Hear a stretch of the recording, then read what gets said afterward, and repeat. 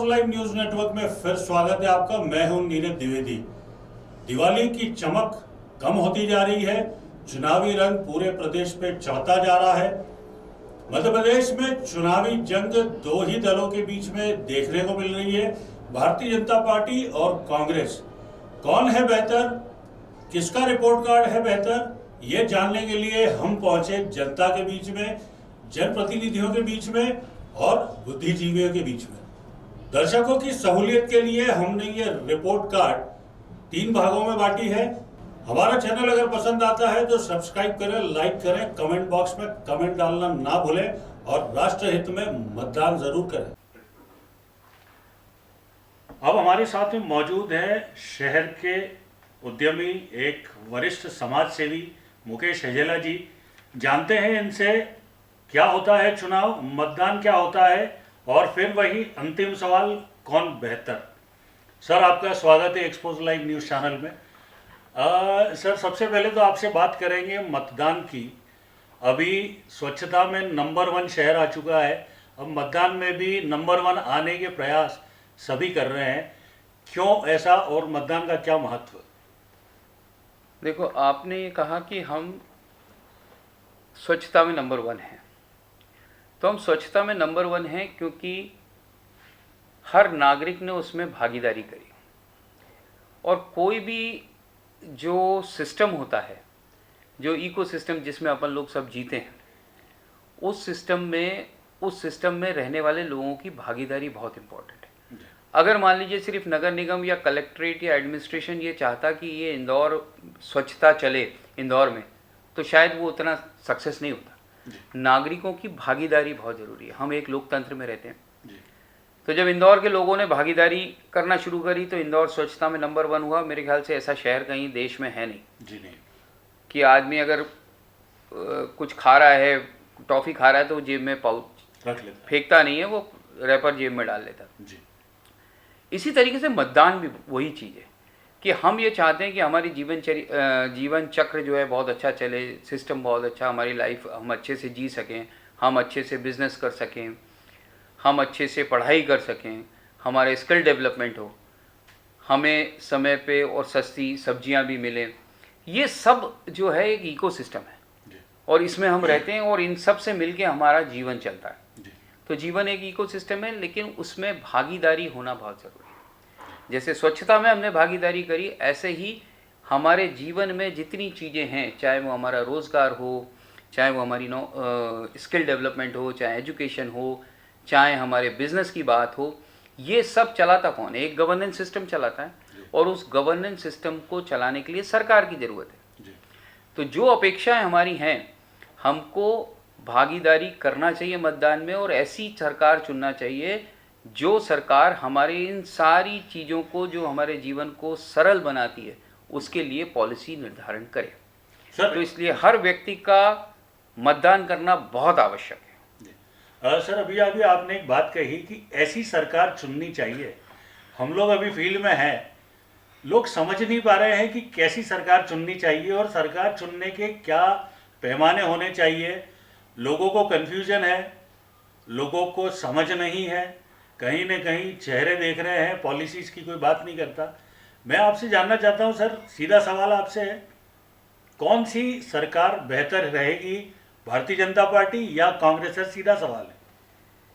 2 बातें। मैं ये तो नहीं कहूँगा कि कौन बेहतर है, क्योंकि आज़ादी के बाद से हमने सारी सरकारें देखी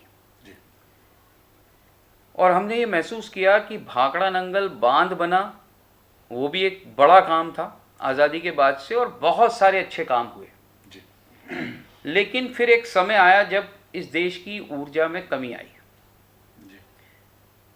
तो आज़ादी के बाद जो ऊर्जा थी वो ऊपर गई, और फिर बेल शेप होता है, अपन बिजनेस में पढ़ते हैं, फिर वो ऊर्जा में कमी आई। तो ये ऊर्जा में जो कमी आई, वहाँ कहीं ना कहीं इस पूरे जो हम 100 करोड़ 125 करोड़ लोग हैं, इनकी कहीं ना कहीं नेतृत्व एक ऐसा होना चाहिए, नेतृत्व जो स्पार्क पैदा करता रहे। वो स्पार्क आपको रोज चाहिए। सर, आज की तारीख में, फिर सीधा सवाल, आज की तारीख में कौन सी लीडरशिप स्ट्रॉन्ग दिख रही है आपको? बहुत स्पेसिफिक लीडरशिप स्ट्रांग होना, ये पैमाना बनाना बहुत मुश्किल है। लेकिन हम ये देख सकते हैं कि पिछले कुछ सालों में, 5 साल 10 साल का हम ये देखें कि क्या क्या हमारे जीवन में परिवर्तन आया, और क्या हमारी जो सरकारें हमने चुनी थी पहले और जो अब हम चुनने जा रहे हैं, उनमें जो योजनाएं नीति थी उनका केंद्र के साथ तालमेल कैसा था, क्या वो सारे एडवांटेज वो ले पाए जो केंद्र से बनाए गए थे, केंद्र से नीचे तक पहुंचे कि नहीं। एक बहुत छोटा सा एग्जांपल मैं देता हूं। किसी भी मतदाता को ये निर्णय करने के लिए कि वो किसको मतदान दे, उसको सिर्फ अपने जो जीवन में परिवर्तन आया उसको देखना चाहिए। हम लोगों ने जब अपना कैरियर शुरू किया था और बिजनेस करना चाहते थे, तब बैंक से क्रेडिट लेना एक बहुत बड़ी प्रॉब्लम होती थी और बहुत बड़ी समस्या थी।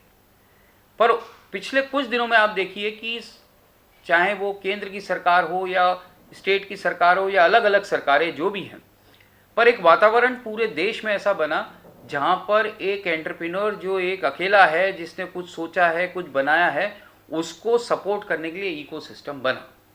स्टार्टअप इकोसिस्टम्स की हम बात करते हैं, तो अब ऐसी व्यवस्थाएं बन रही हैं। हमेशा से हम कहते आए हैं कि साहब हमारे वहाँ ग्रेजुएट्स की कमी नहीं है, हमारे वहाँ यंग पॉपुलेशन बहुत ज़्यादा है, जो ग्लोबल डेमोग्राफिक डिविडेंड है इस देश का, लेकिन स्किल नहीं है। तो ग्रेजुएट हैं पर एम्प्लॉयबल नहीं है। तो क्या ऐसी सरकारें हैं या कौन सी ऐसी सरकार है जिसने स्किल डेवलपमेंट पे बहुत सारा काम किया, जिससे कि युवाओं को नौकरी, पढ़ाई के बाद नौकरी मिलने का जो गैप था वो ब्रिज हुआ। पलट के अगर हम देखें तो क्या सरकार की पॉलिसी पिछले इतने दिनों में कोई समावेशी पॉलिसी ऐसी रही जो हर तबके के लिए थी? तो आप बिजनेसमैन को लोन देने की क्रेडिट फैसिलिटी बनाई आपने CGTMS में, फिर आपने एंटरप्रेन्योर्स के लिए स्टार्टअप में बनाई, पर वो रेडी वाला क्या करेगा? तो वो जो रेडी पे बैठा है वो चाहता है कि आज मैं मंडी जाऊं, सुबह मेरे पास 5,000 रुपये हों, उसकी छोटी सी दुनिया है, छोटी सी इकोनॉमी। तो 5,000 रुपये उसके पास अगर क्रेडिट मिला हुआ है उसको रेडी वालों को, तो वो बेचारा सुबह जाता है, सब्जी लाता है, शाम को अपना घर चलाता है। तो आपको ये देखना होगा कि जो सरकारें हैं पिछले दिनों में, उन्होंने कोई समावेशी सिस्टम, समावेशी नीतियाँ, समावेशी पॉलिसीज़ बनाई हैं क्या जो हर तबके को मदद करें। चाहे फिर वो जनधन के अकाउंट्स की हम बात करें कि साहब लोग बैंकिंग में नहीं हैं, पर जब वो बनाया गया, वो योजना लाई गई वित्तीय समावेश की, तो मालूम पड़ा कि जो चाय के डब्बे में थोड़े थोड़े पैसे करते, हमने सबने घरों में देखा होगा कि मम्मी चाय के डब्बे में पैसे इकट्ठे कर ली थी, ऐसा गांव तक होता है। वो पैसा जब इकट्ठा हुआ तो वो 4,000 करोड़ हो गया। वो पैसा जब सिस्टम में आया, ये पैसा सिस्टम में था ही नहीं, बैंकिंग में था ही नहीं, अब वो बैंकिंग में आया तो हम रेडी वालों से लेके तो ऊपर तक सबको अच्छा क्रेडिट दे पाए। तो समावेशी योजनाएं कौन सी सरकार ला रही है, स्किल डेवलपमेंट में किसने काम किया, नई एजुकेशन पॉलिसी क्या है, क्या हमारी एजुकेशन पॉलिसी वही अंग्रेजों के ज़माने की चल रही है जिसमें हम सिर्फ क्लर्क बन रहे थे और हमारे पास क्रिटिकल थिंकिंग और एंटरप्रेन्योरशिप थी नहीं, सोच चाहिए उसके लिए, तो क्या वो है? तो किसी भी मतदान करने के जाने के पहले ये देखना होगा पलट के कि पिछले 5 सालों में क्या पॉलिसीज आई और हमारे जीवन में क्या परिवर्तन आया। बिल्कुल सर, सही कह रहे हैं आप। मैं समझ गया आपके इंडिकेशन को। आपने पूरे हिंदुस्तान की आज़ादी से लेके अभी तक आपने 2 भागों में डिवाइड कर दिया। एक ईरा थी 2014 के पहले की, एक है 2014 के बाद की।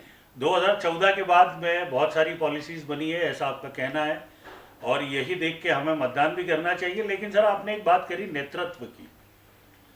नेतृत्व कांग्रेस हो या भारतीय जनता पार्टी हो, दोनों में ही कुशल नेतृत्व रहा है और आरोप भी नीचे के लेवल पे लगते रहे हैं। तो किसे चुने इंसान? मतलब आज समस्या सबसे बड़ी है, हमको नेतृत्व ही देखना चाहिए। उसका कारण है कि जब हम किसी परिवेश में होते हैं, सिस्टम में होते हैं, व्यवस्थाओं में होते हैं, तो वो व्यवस्था एक आदमी से नहीं बनती, उसमें पूरी टीम होती है।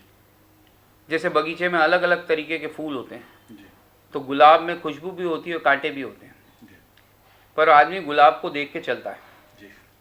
तो मेरा यही कहना है कि हमको ये देखना होगा कि अच्छाई बुराई सब में है, किसमें कम है, कौन कर सकता है। अब इसका एग्जाम्पल बहुत सिंपल सा है कि अगर आप पहले भारत का पासपोर्ट लेके बाहर जाते थे, तो जो इमिग्रेशन काउंटर पे लोग बैठते थे यूरोप में, उनका व्यवहार आपके साथ जो था, और अब आप भारत का पासपोर्ट ले जाके फ्रांस के इमिग्रेशन काउंटर पे देते हैं तो जो रिस्पेक्ट मिलता है, ये पैराडाइम शिफ्ट नेतृत्व से ही आता है।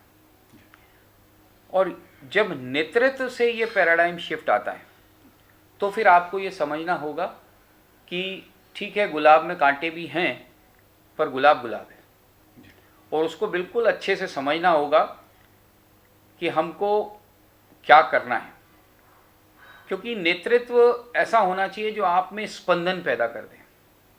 मैं आपको एक बहुत छोटी सी बात बताता हूँ, वो बड़ी डायरेक्ट सी हो जाएगी, लेकिन अब आपने पूछा है तो बता ही देता हूँ। पूरे विश्व में कोरोना में पूरा विश्व एक गर्त में चला गया था और एक नेगेटिव एनर्जी के वाइब सब जगह थे। पूरे विश्व में लोग रो रहे थे, हाहाकार मचा हुआ था। यूरोप आज भी उभर के नहीं आ पाया बाहर।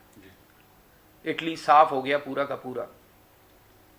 पर हमारे वहाँ एक नेतृत्व ऐसा था जिसको कुछ समझ नहीं आया, तो उसने लोगों को जागरण करने का काम किया। लोग जागरण के साथ में पॉजिटिव एनर्जी में लग गए।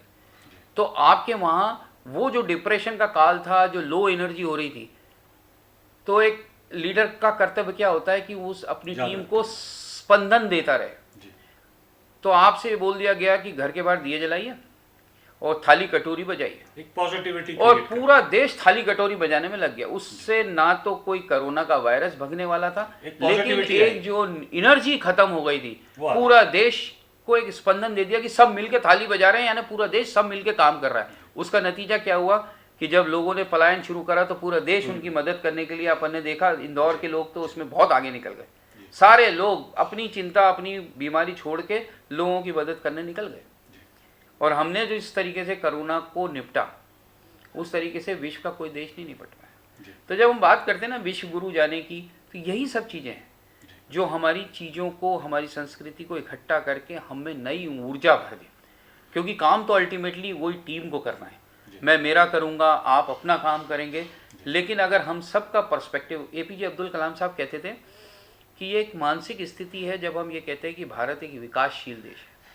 और वो हमेशा ये कहते थे भारत विकासशील देश नहीं है, भारत विकसित देश है। इस मानसिकता से काम करिए तो पॉजिटिव होगा। Let us work positively. तो नेतृत्व स्पंदन पैदा करने वाला होना चाहिए, चाहे वो कैसा भी हो, और आपको वो फर्क महसूस होगा कामों में। ये थे हमारे साथ में वरिष्ठ समाज सेवी, उद्यमी श्री मुकेश हजेला जी, जिनका स्पष्ट मानना है कि अगर नेतृत्व स्ट्रांग है, नेतृत्व अगर ताकतवर है, तो वो देश के लिए शुभदायक है, वो देश के लिए कार्यशील है, और नेतृत्व को देखकर ही मतदान करना चाहिए, और मतदान अवश्य करना चाहिए। सर बहुत बहुत धन्यवाद आपका। धन्यवाद।